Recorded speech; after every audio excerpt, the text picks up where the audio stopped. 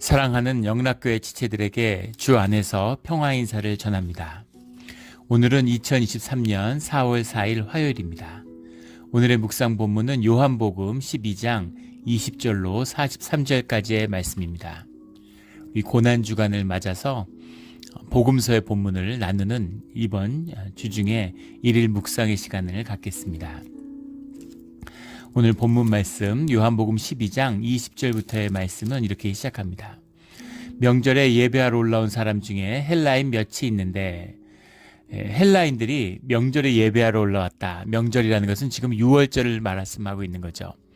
유월절에 헬라인이 예루살렘에 올라왔다라는 것은 이들이 혈통적으로는 헬라 사람이지만 그리스 사람들이지만 이미 그 종교적으로 유대 율법을 받아들인 유대인들이다라는 사실을 이제 볼 수 있는 것이죠.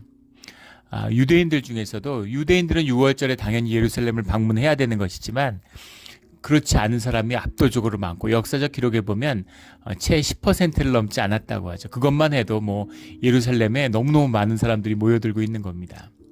우리가 봐도 알 수 있죠. 우리 새벽 기도를 평생 교회를 다니는데 새벽 기도 한번 못 해보는 분들이 많아요. 해본 분보다 못 해본 분이 훨씬 많습니다. 1년 중에 사순절에도 기도할 수 있는 분이 많지 않습니다. 심지어 고난주간, 이 고난주간 가운데에서도 그 주님의 전에서 기도하는 또 금식하는 이제 그런 시간들을 갖는 분들이 소수입니다. 그걸 생각해 보면 이 시대에 그 예루살렘을 방문해서 유월절을 지킨다는 것이 얼마나 쉽지 않은 일이었음을 우리가 쉽게 짐작할 수 있겠죠. 하물며 헬라 사람이 예루살렘을 찾아왔다라는 건 얼마나 열심히 있는 사람들입니까? 진지하게 삶의 진실을, 복음의 진실을 만나고 싶어하는 그런 열정, 진리를 만나고 싶어하는 그런 열정을 가진 자들이다라는 사실을 알 수 있는 것이죠. 21절에 그들이 갈릴리 벳세다 사람 빌립에게 가서 청하여 이르되 선생이여 우리가 예수를 배웠고자 하나이다. 예수님을 만나기 위해서 온 것이죠. 예수님을 만나기 위해 온 겁니다. 근데 왜 빌립에게 가서 예수님에게 직접 찾아가고 이렇게 보다가 예수님이 계시면 예수님한테 직접 나아가지 않고 빌립에게 가서 청했을까? 빌립이라는 이름이 자체가 그 헬라식 이름이죠. 우리 빌립보 하는 것처럼 빌립이라는 이름 자체가 헬라식 이름입니다. 그러니까 빌립도 유대인이겠지만 뭔가 헬라의 문화권의 영향을 받은 사람이다라는 걸 짐작할 수 있겠죠. 그 벳세다 사람이라고 돼 있어요. 벳세다라는 곳이 당시에 헬라인의 밀집 지역이었다고 하죠. 그리고 헬라식 이름을 갖고 있으니까 아마 그리스 문화의 영향 또는 헬라 사람들과의 어떤 교류를 갖고 있는 네트워크가 있는 그런 사람이었을 것이다 라는 것을 짐작해 볼 수 있겠죠. 그래서 직접 예수님한테 가기가 좀 그랬는지 이제 빌립한테 가서 선생님을 좀 뵙고자 합니다. 그러니까 그냥 가서 인사하는 게 아니라 따로 시간을 내고 싶고 말씀을 듣고 싶다, 인사를 드리고 싶다, 뭐 이런 의미겠죠. 22절에 빌립이 안드레와에게 가서 말하고 안드레와 빌립이 예수께 가서 여쭈니 23절에 예수께서 대답하여 이르시되 인자가 영광을 얻을 때가 왔도다. 인자가 영광을 얻을 때, 인자가 영광을 얻었다. 이런 말씀이 복음서에 나오고 있죠. 우리 계시록의 말씀을 쭉 그 강해로 나누고 있었는데 계시록 가운데 나오는 핵심적인 어휘죠. 주님의 영광을 받았다. 영광을 얻었다. 하늘의 영광을 보았다. 하늘의 영광을 얻었다. 성도에게 주님의 영광을 주시기 위한 그것이 이제 계시록의 핵심적인 주제다라는 것을 우리가 나누었습니다. 이것이 복음서의 가르침과 이제 그 연결되고 있는 거죠. 예수님이 인자가 영광을 얻을 때가 왔다. 하나님의 영광을 이 땅에서 사람의 아들이 얻는다, 하나가 된다라는 겁니다. 그것을 위해서 오셨죠. 하나님의 아들이고 인간의 아들인데 100% 하나님이고 100% 인간이신 겁니다. 그래서 그 사람이 하나님의 영광으로 인간이 복되게 되는 것이 무엇인가 라는 것을 주님이 우리에게 보여주셨는데 그 길이 무엇이었냐면 바로 십자가인 거죠. 죽임당한 어린 양. 그것이 하늘의 영광의 비밀이다라는 거죠. 우리가 교리적으로 너무 많이 들어서 알고 있는 것 같지만 정말 신비고 미스테리입니다. 예. 이것이 진실이고 진리인 것을 이젠 알아요. 하지만 그럼에도 왜 이런 길일까 하는 깊은 비밀이 여기에 숨어 있는 것이죠. 인자가 영광을 얻을 때가 왔다. 예. 우리 주일 말씀에 나눈 마리아가, 베데니의 마리아가 기름을 부었을 때 나를 영광되게 했다. 죽음을 예비했다. 장례를 예비했다. 이런 말씀인 거죠. 사람들이 예루살렘에 가자고 왕으로 세우고자 열망할 때 이들이 나를 영광스럽게 했다라고 얘기하는 거죠. 예루살렘 이스라엘의 왕이 돼서 영광이 되는 것이 아니라 그 의미가 십자가의 죽음을 의미하기 때문에 이제 때가 되었구나. 이제 십자가를 받을 때가 되었구나 라는 그 의미가 인자가 영광을 얻을 때 십자가의 때가 이제 왔다라는 의미입니다. 주님이 십자가를 이루는다는 뜻은 새로운 구속의 의미, 우리 모든 인류를, 모든 피조물을 구원하시고자 하는 주님의 새로운 구속의 역사가 열리는 것임과 동시에 구약의 역사, 사람들이 꿈꿔왔던 메시아의 대망, 이스라엘의 완성, 그것을 이루는 일이 동시에 이루어지고 있는 거죠. 그것을 이루고자 하셨기 때문에 유월절을 지키고 또 오순절의 성령 강림으로 주님의 역사를 이루시는 겁니다. 처음에 성경을 읽었을 때는 구약과 신약이 전혀 다른 책 같았어요. 이게 왜 붙어 있어야 되는지, 이게 한 성경이 되어야 되는지 이해하기 어려웠습니다. 신약만 있으면 될 것 같은데 구약은 뭘까? 근데 구약과 신약이 하나라는 걸 알게 되었죠. 신약에서도 처음엔 계시록 읽었을 때 이게 도대체 뭔 소린가 싶었습니다. 아무리 읽어도 계시록의 뜻이 와닿지 않고 이게 왜 성경 안에 있을까? 그런데 없어도 큰 차이 없을 것 같은데, 근데 계시록이 이 복음서의 또 정수를 이렇게 모아놓은 것이구나 하는 것, 그 뜻이 깊이 통하고 있구나. 왜 계시록이 성경의 일부가 되었는지를 알 수 있는 것이죠. 물론 주님의 뜻이니까 당연한 것이겠지만 우리가 받을 수 있다는 의미입니다. 그 뜻, 이것이 인자의 영광, 인자가 영광을 얻을 때 죽임당한 어린 양, 이 말씀 가운데 들어있는 거죠. 24절에 내가 진실로 진실로 너희에게 이르노니 한 알의 밀이 땅에 떨어져 죽지 아니하면 한 알이 그대로 있고 죽으면 많은 열매를 맺느니라. 이사야서 53장 10절의 말씀을 기억하게 하는 그 말씀이죠. 이사야서 53장 10절 유명한 메시아의 본문이잖아요. 그가 찔림은 우리의 허물 때문이요 하는 5절의 말씀부터 시작하는 10절에 보면 그의 영혼을 속건제물로 드리기에 이르면 그가 씨를 보게 되며 그의 날은 길 것이요 그의 손으로 여호와께서 기뻐하시는 뜻을 성취하리로다. 영혼을 속건제물로 드리는 날에 씨를 보게 된다. 씨를 보게 된다라고 하는 것은 생명을 보게 된다. 생명의 본질을 보게 된다라는 거죠. 그 생명의 본질이 죽음과 부활에 있다라는 겁니다. 죽음의 본질을 만나면 부활의 생명을 보게 된다라는 그 의미가 들어있는 거죠. 이게 생명의 비밀입니다. 생명은 죽어요. 하지만 계속 부활합니다. 우리의 몸을 보세요. 한 30조 개의 세포가 있다고 하는데 한 3년만 되면 그 세포의 거의 대부분이 다 죽는다는 거죠. 7년이 되면 세포 중에 살아있는 건 하나도 없다는 겁니다. 7년 전의 몸과 지금의 우리 몸은 30조 개의 세포 중에 단 한 개의 세포도 같은 게 없어요. 완전히 다른 사람입니다. 그게 7년이라는 것도 참 신기하죠. 그런데 나는 왜 같은 사람일까요? 왜 나라고 하는 내 인식, 내 동일성의 비밀은 뭘까요? 그것은 내가 나라고 말할 수 있는 나의 비밀, 이것은 내 기억이죠. 내 경험입니다. 주님이 기억하는, 주님의 기억되는 나라고 하고 있는 동일성, 정체성, 이게 곧 나인 것이죠.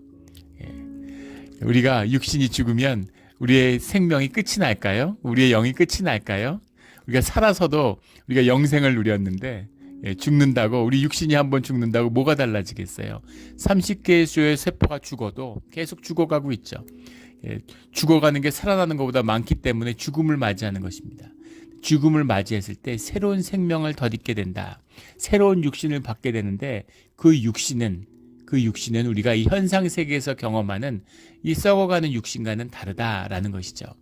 그 생명의 비밀, 그 생명의 부활이 십자가를 통해서 우리에게 이루어진다라는 말씀입니다. 이것이 한 알의 밀이 땅에 떨어져 죽지 아니하면 한 알이 그대로 있고 죽으면 많은 열매를 맺는다의 비밀이죠. 근데 이 생명의 비밀은 더 깊은 뜻이 들어있어요. 한 알이 죽으면 한 알이 살아나지 않고 많은 열매를 맺는 건 뭘까요? 우리 영이 이 육에 갇혀 있어. 우리 인디비주얼, 이 육에 갇혀 있어서 육으로 영을 죽이는 거죠. 영을 잃어버리면 그냥 살아있는 것 같지만 이 육신이라는 것은 썩어지는 것일 뿐입니다. 그런데 영의 비밀이 뭐예요? 영의 비밀은 하나됨입니다. 주님과 하나됨이고 모든 만물이 주원해서 하나됨이죠. 나의 죽음은 나에게서 끝나지 않아요. 나의 죽음이 진실한 죽음이라면, 나의 생명의 죽음이 여호와 안에서 이루어지는 죽임당한 어린 양의 죽음이라면, 그러면 많은 열매를 맺게 되는 거죠. 뭐 그런 죽음을 주님 안에서의 순교의 피, 죽임당한 자들, 순교자의 피의 역사는 뭐 끝도 없이 얘기할 수 있겠죠. 우리 뭐 대표적인 마틴 루터 킹 목사님의 죽음을 한번 보십시오. 그가 뭐 그의 삶을 미워하는 사람들이 많아요. 종교꾼들이 하는 짓이죠. 그런데 삶 가운데 무슨 약점이, 당연히 약점이 있고 문제가 많고 삶 가운데 많은 어려움들이 있었을 겁니다. 근데 거기에 초점이 가서는 안 되죠. 그 개인이 뭐 훌륭하고 안 훌륭하고 그게 의미가 없어요. 지금 포커스가 가는 것은 그가 주님의 이름으로 주님의 뜻에 따라 죽음을 맞이하는, 죽임당한 순교자의 피를 흘렸다는 겁니다. 그 열매가 나타났죠. 남북전쟁 이후에도 100년 동안 변하지 않던 그런 인종차별, 모든 그 곳곳에 스며 있어서 사람들을 차별하던 그런 정책들이 이 마틴 루터 킹의 죽음 이후에 사흘 만에 다 폐지됐습니다. 적어도 법적으로는 연방법 가운데 인종을 차별하는 어떠한 것도 남지 않게 되었죠. 어떻게 100년을 저항했는데 사흘 만에 싹 사라질까요? 이것이 생명의 역사입니다. 이것이 부활의 역사예요. 우리 한국 사람들도 마틴 루터 킹 목사의 죽음이 있었기 때문에 미국에 이민을 와서 사는 겁니다. 유색인종의 이민을 철저히 막았죠. 그것을 한순간에 풀어버린, 그 모든 것을 철폐해버린, 길에서 싸우고 막 뭐 체류가스 날리고 막 몸싸움하고 이래 안 바뀌잖아요. 세상이 바뀝니까? 또 그런 걸로 평생을 살았던 사람들이 권력을 쥐면 그 자기를 탄압하던 사람들이 하던 짓을 똑같이 하죠. 이 세상의 악의 연쇄입니다. 그런데 그걸 뛰어넘는 생명과 그런 역사의 진보를 이뤄내는 그 비밀, 이것이 하늘의 밀이 땅에 떨어져 죽는 생명의 역사다. 생명은 죽고 사는 것입니다. 근데 생명을 잃어버린 육신의 것, 생명이 없는 가짜는 죽지 않죠. 가짜는 죽지 않아요. 생화는 죽고 더 아름다운 꽃을 피워내죠. 근데 조화는 죽지 않습니다. 되게 아름답고 화려해 보여요. 가짜죠. 향기가 없어요. 영향력이 없습니다. 아름다워 보이는데 썩어지는 것이죠. 이것이 세상과 생명의 차이다. 한 알의 밀이 땅에 떨어져 죽지 아니하면 한 알 그대로 있고 죽으면 많은 열매를 맺느니라. 이 많은 열매를 맺는 우리의 삶, 우리의 신앙, 우리 삶의 진실이 되기를 주의 이름으로 축원합니다. 이 생명의 비밀이죠. 저희 그 집사람이 저를 그 전도해 갖고 제가 교회에 나가게 됐죠. 그리고 또 우리 집안에서 처음으로 제가 교회 나갔는데 지금은 전부 다 교회 나가게 됐습니다.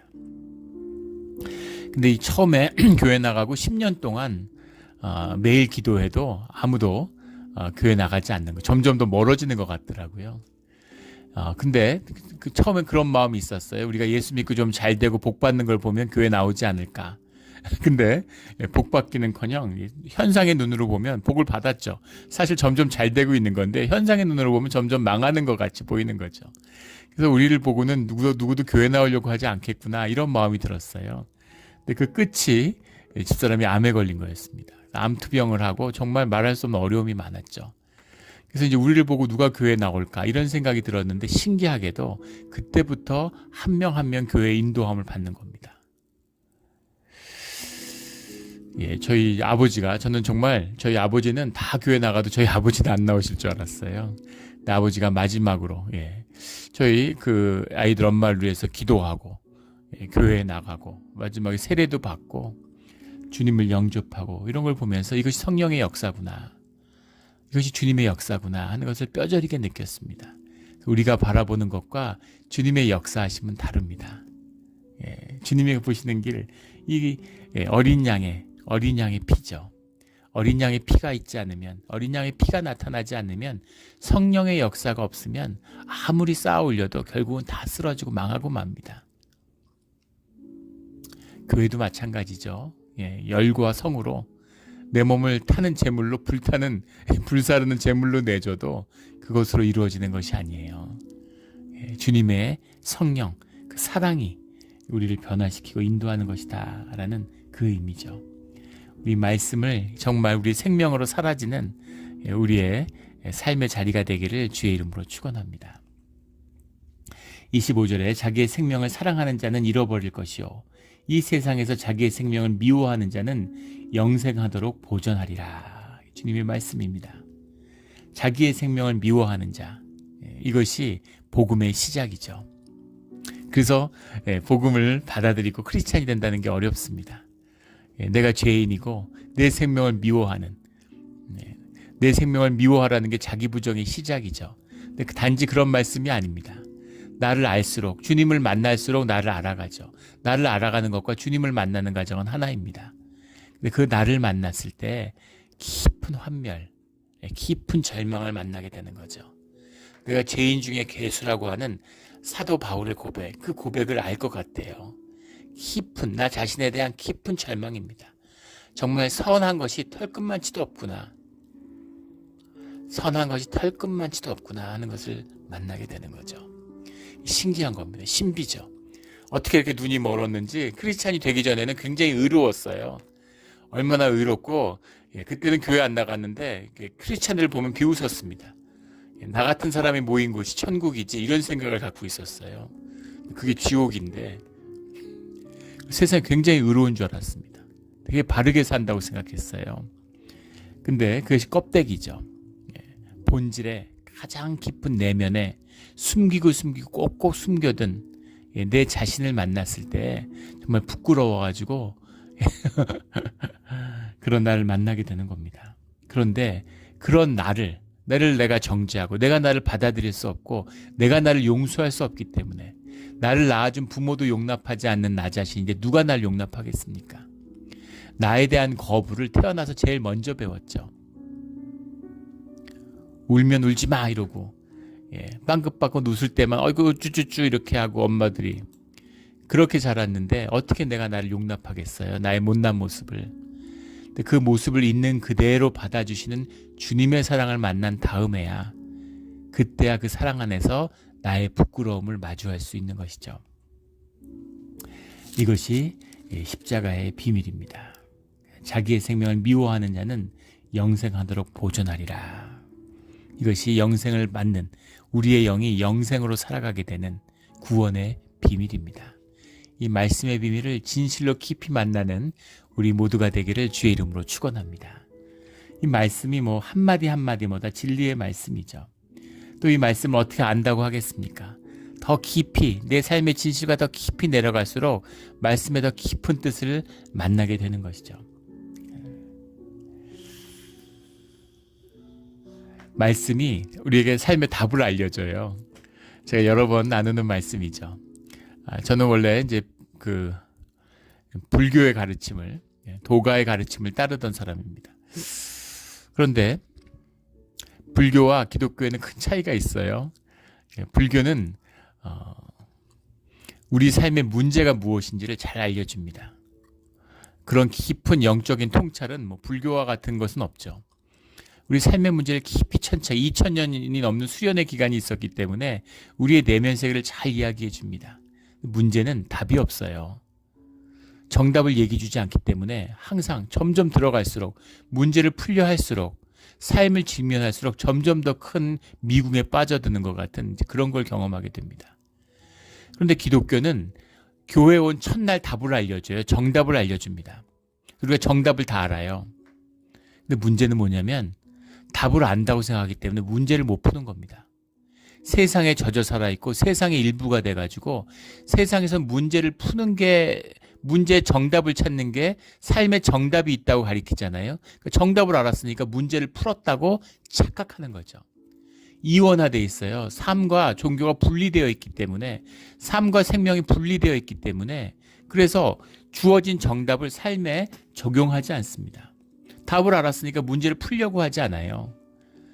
그 문제를 풀었다고 착각하는 것이죠. 이게 기독교의 큰 문제입니다. 종교의 병폐죠. 답을 알았는데 그 정답을 들고, 정답을 알았으니까 문제에 도전을 해야죠. 중요한 것은 문제를 풀어가는 과정, 문제를 풀 수 있는 능력입니다. 이게 믿음이죠. 이게 신앙이에요. 그리고 그 문제를 결국은 풀게 되죠. 왜냐하면 답을 알고 있잖아요.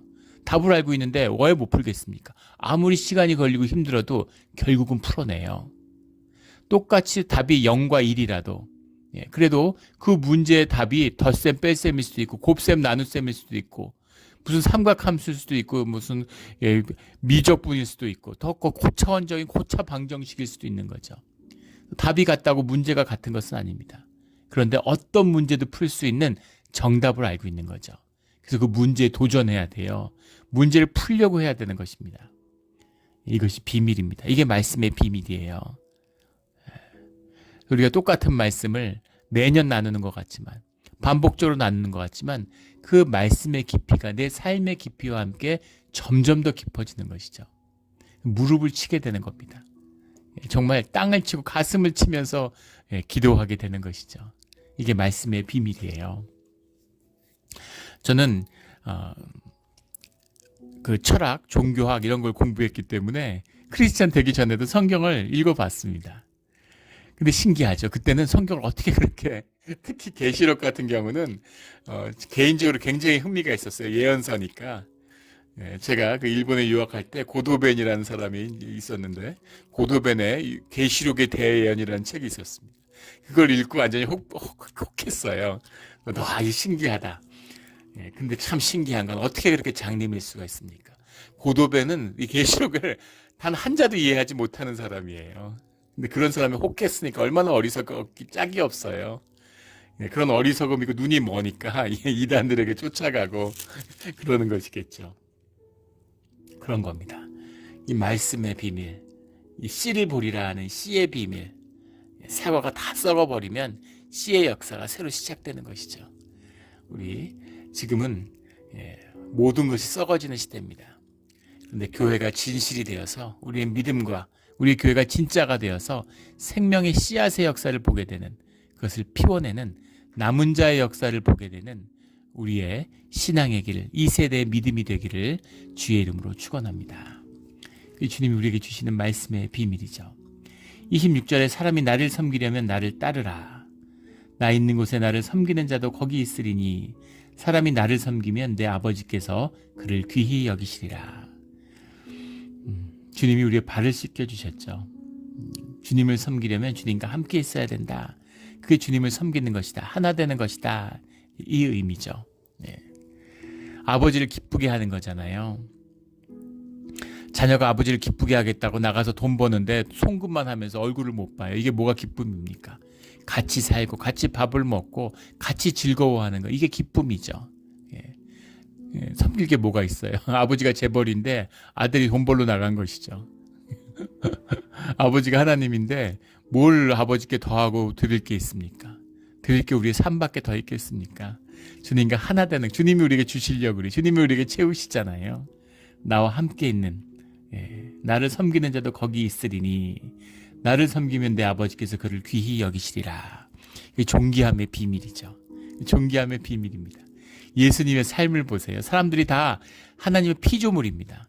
높아지고 귀하게 되고자 하는 강한 존재의 지향이 있어요.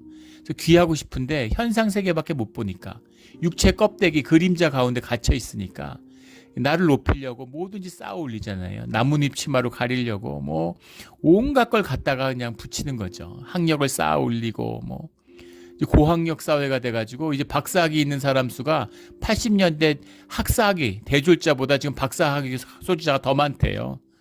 이제 박사 받고 박사 뭐 후과정을 가져야 되고 박사 몇 개 따야 되고 점점 더 힘들어지는 것이죠. 뭐 자꾸 쌓아 올리고 집도 점점 더 고급 집에 살아야 되고 점점 더 좋은 차가 나오고 이제 그렇게 되는 겁니다. 남보다 더 인디비주얼리즘, 남보다 더 차별화할 수 있으니까 차별의식에서 시작하는 거예요. 너보단 잘 돼야 되고 너보단 나아야 되고 끝없는, 향방 없는 달리기, 끝까지 달리는 것이죠. 그런데 귀해지지가 않아요. 세상에 뭘 가지면 귀해집니까? 귀한 게 아무것도 없어요. 근데 세상에 예수님과 함께한 자들, 물고기 잡다가 그 시대에 갈릴리에 있는 진짜 찌질이 중에 찌질이들이잖아요. 근데 예수님과 함께한 자들은 다 성인으로 추앙받습니다. 예수님의 몸에 닿았던 건 다 성물이에요. 예수님의 발자취가 있던 것은 다 성지입니다. 성스러움의 비밀, 존귀함의 비밀, 그것이 예수님의 비밀이죠. 예수를 만난 자는 삶이 존귀해집니다. 이 존귀함의 비밀이에요. 제가 예전에도 몇 번 나눴지만 예전에 섬기던 교회에 장로님이 계셨는데 귀티가 나요. 사람이 뭔가 존귀함이 있습니다. 사람이 귀해 보여요. 빛이 나는 겁니다. 근데 평생 정말 물 한 방울 당했을 것 같지 않고 도대체 어떤 삶을 살았길래 저렇게 정말 티 하나 없는 저런 모습일까? 근데 그 장로님이 이민 와서 살았던 얘기, LA 와가지고 고생했던 얘기를 듣는데 입이 딱 벌어졌습니다. 노점상부터 온갖 고생을 다 하셨어요. 사람이 그런 고생을 하면 뭔가 고생한 사람들 보십시오. 벌써 50m 밖에 있어도 느낌이 딱 오잖아요. 그런데 어떻게 이렇게 그런 게 하나도 없이 삶이 반짝반짝 빛이 날까? 이 존귀함의 비밀입니다. 주님과 함께 했기 때문에 고난으로 승화된 것이죠. 고난을 겪은 사람, 주의 이름으로 광야에서 고난을 겪은 자는 존귀해져요. 삶이 반짝반짝 빛이 납니다. 근데 세상에서 고생을 한 사람들은 추해집니다. 그런 사람들은 같이 한 30m 밖에서 머리가 벌써 지끈지끈 아파요. 그런 사람이 있으면 도망가야 됩니다.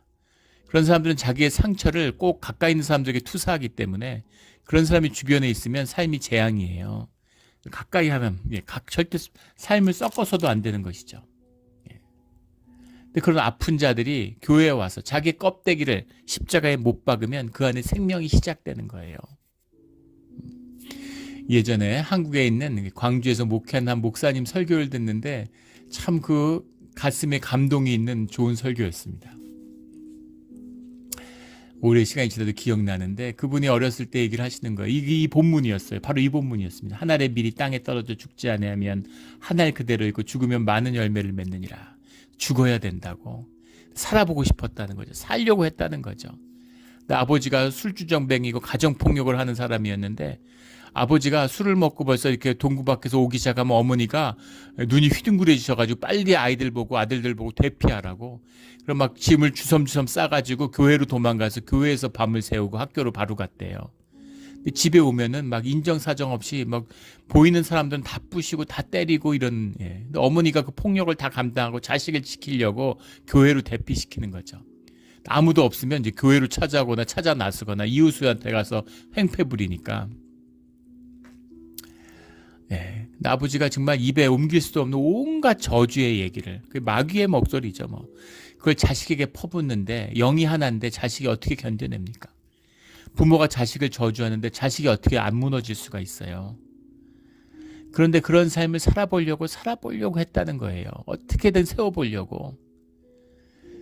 그게 인생의 비극이었다. 이런 고백을 하시는 거죠.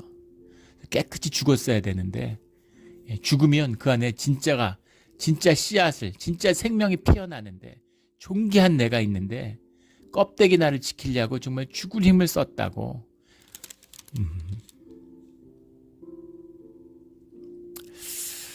그 얘기를 하면서 눈물을 흘리시는데 다 우리의 삶이고 우리의 얘기잖아요.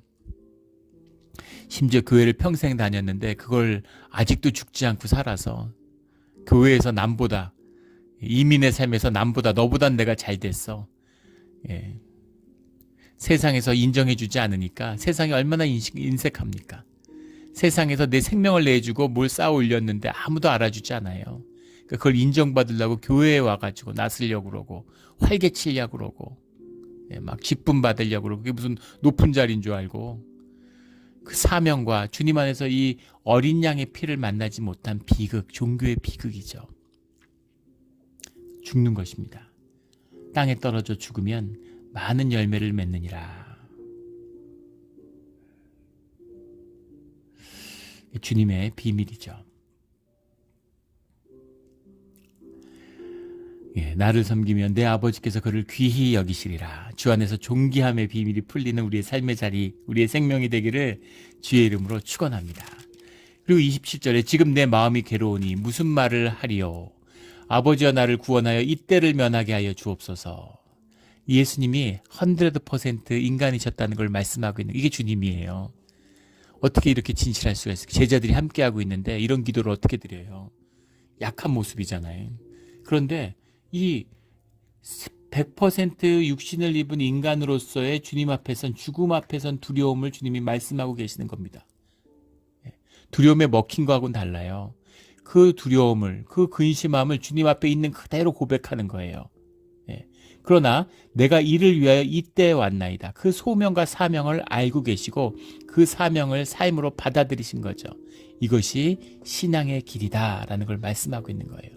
그때 주님의 말씀을 다시 한번 내가 이미 영광스럽게 하고 또다시 영광스럽게 하리라. 이것이 영광의 길이다. 지는 것 같지만 승리의 길이다. 죽음이지만 부활의 길이다. 생명의 길이다. 모든 사람을 살리는 길이다. 라는 그 길이죠. 그 길을 가는 것입니다. 육신의 연약함이 있어요. 그걸 인정하지 않으면 종교에 거짓이 있어가지고 또 뭐 예수 영접했다 그러면은 슬픈데 뭐 슬프지 않고 늘 기뻐하라고 그러셨고 늘 기쁘다고 슬픔이 눈에 가득한데 그걸 눈물로 쏟아내야 되는데 기쁘다고 그러고 거짓으로 막 이렇게 무덤에 회칠하는 이런 게 아닙니다. 주님에게 진실함이죠. 오직 진실함. 그 진실함과 자원함으로 주님 앞에 나오는 것입니다. 그런데 주님이 그 말씀해 주세요. 이것은 나를 위한 것이 아니라 너희를 위한 것이다. 주님의 계시와 주님의 말씀, 이거 주님과 말씀이 하나 되고 주님이 이 땅에 오신 건데 근데 그것을 우리를 위해서 하나님에게 어떻게 보이지 않는 영이신 하나님과 어떻게 하나 되는지를 우리에게 말씀하고 보여준 것이다 하는 것이죠. 31절에 이제 세상에 대한 심판이 이르렀으니 이 세상의 임금이 쫓겨나리라. 공중의 권세를 잡고 있는 세상의 권세를 위임받고 있는 그 마귀의 권세에 대한 심판이라는 겁니다. 주님의 이 십자가는 세상의 죄악에 대한 심판이죠. 동시에 우리의 죄악을 주님이 걸머주셨잖아요. 그것에 대한 심판임과 동시에 구원이 되는 것이죠. 죄사함을 받았으니까, 죄에 대한 심판을 받았으니까 이게 죄사함이 되는 겁니다.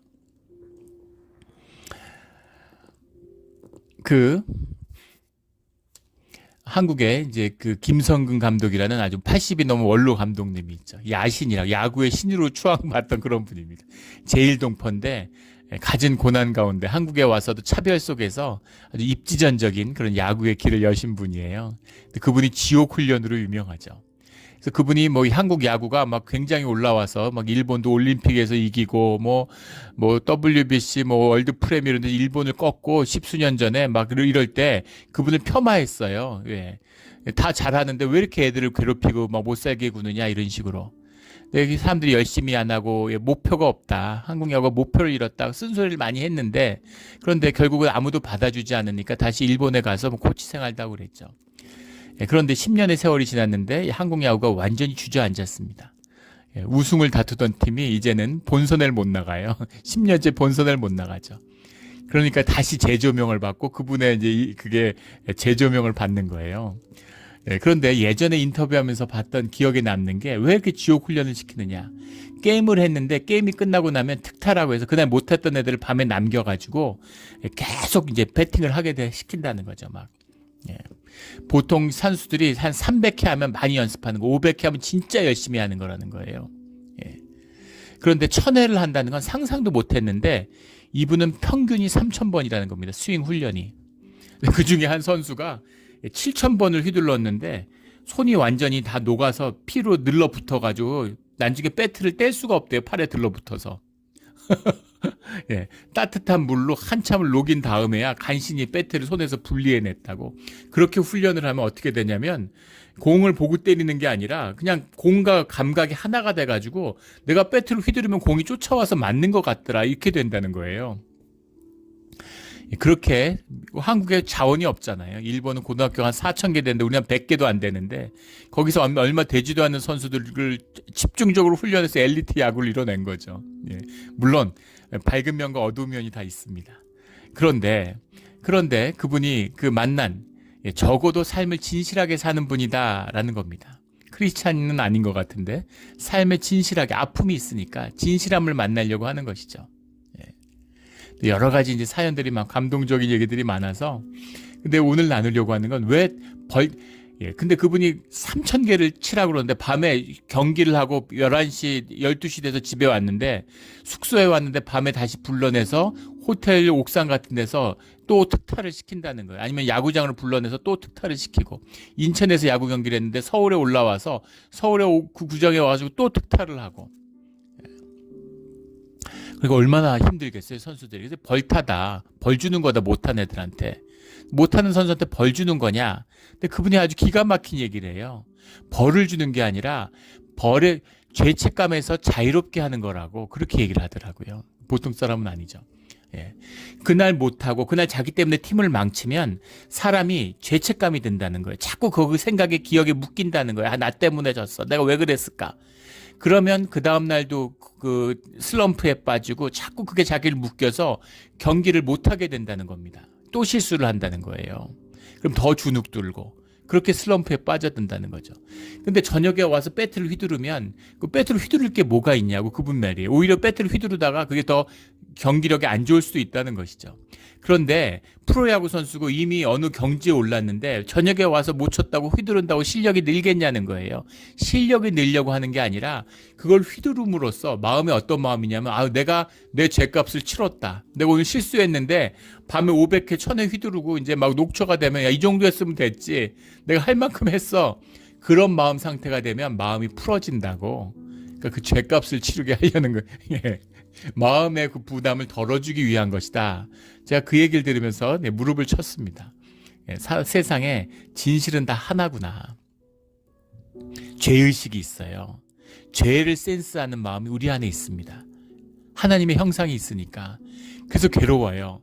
근데 그것을 피하고 싶은 겁니다. 그걸 느끼고 죄책감 속에서 죄의식 속에서 살아갈 수가 없잖아요. 그러니까 삶을 분리시키고 이원화시키고 거짓으로 살아가는 걸 배웠어요.